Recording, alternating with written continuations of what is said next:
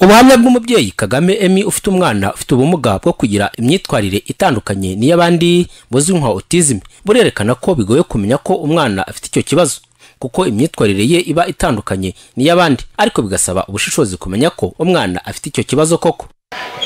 Mu by'ukuri ntabwo biba byoroshye kugira ngo umenye ko umwana afite ikibazo cya autisme. Twamenye ko afite ikibazo cya autisme atangiye kwiga, igihe cyo kwiga kigeze, ariko ataramenya kuvuga. Ikindi n'imyitwarire ye wabonaga kutandukanye n'iy'abandi bana. Ibyo mbivugira kuba yarakubaganaga nk'uko abandi babyita, ariko mu by'ukuri ntabwo muri autisme ari gukubagana. Ni uburyo bwo kugira ngo yerekane ibyo ashaka n'ibyo ashoboye. Nyuma yo kugana abahanga akamenya ko umwana we afite ikibazo cya autisme, umubyeyi Kagame Emmy afite icyizere ko umwana we azisanga muri sosiyete nyarwanda nk'abandi. Icyizere kirahari. Icyizere cyari kubera yuko uyu mwaka amaze hano wa kabiri,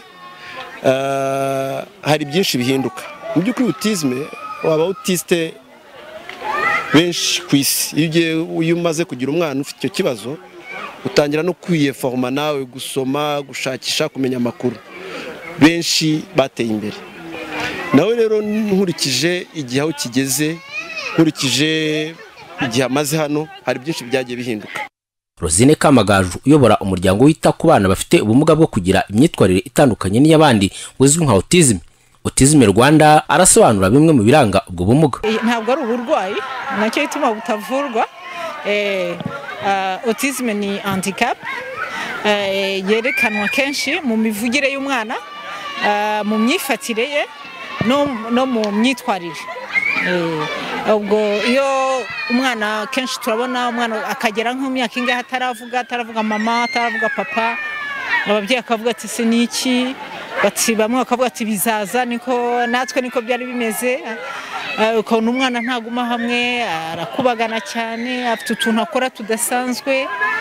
Ubundi ugasanga umwana ntabwo asabana n'abandi, yabonye abandi bana ubona ntacyo bimubwiye. Mbese muri make ni ibyo, kuko autisme ni nini cyane, kuyivuga ni ukuvuga ibintu byinshi, ariko ibiranga autisme ni ibyo.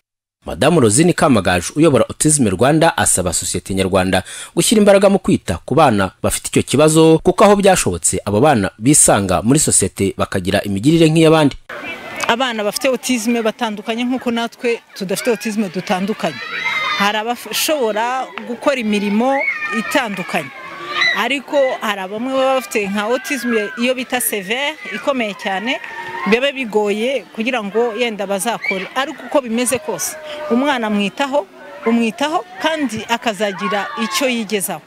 Ambasade ya Israel mu Rwanda kuri ubifitanye imishinga n'ikigo Autisme Rwanda mu rwego rwo gufasha abana bafite icyo kibazo kwibona muri sosiyete nyarwanda. Ambasaderi wa Israel mu Rwanda Wese avuga ko urwego ayoboye rugiye gushyira imbaraga mu gufatanya n'abita ku bana bafite ubumuga bwo kugira imyitwarire itandukanye n'iy'abandi buzwi nka autisme mu Rwanda, ku mpamvu akomeza asobanura.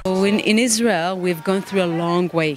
When Israel was started 75 years ago, muri Israel twagenze urugendo rurerure mu myaka 76 ishize. Nta wumvaga ikibazo cya autisme, ariko icyahindutse mu myaka 30 nuko hari ababyeyi bishyize hamwe bashyiraho uburyo bwo gufashanya, hanyuma bashyiraho uburyo bwo kuzamura imyumvire. Muri iyi minsi rero abana benshi muri Israel bajya mu mashuri asanzwe kubera ko bizera ko iyo abana badahejwe bashobora gukura neza. Gutwara abana bafite ikibazo cya autisme ku ishuri bagashyigikirwa, birangira bisanze muri sosiyete. Dufite ababonye akazi, dufite abashinzwe imiryango yabo. Ibyo rero nibyo dushaka gukorana hano. We help them finding jobs, we help them having their own families, and this is what we want to do here. Autisme ni ubumuga bamwe bavuga ko ari uburwayi. Ni ikibazo cy'imyitwarire idasanzwe gikunze kugaragara ku bana bato, ariko benshi mu babyeyi ntibamenye ibyo ari byo. Tito Dusabirema, Flash TV.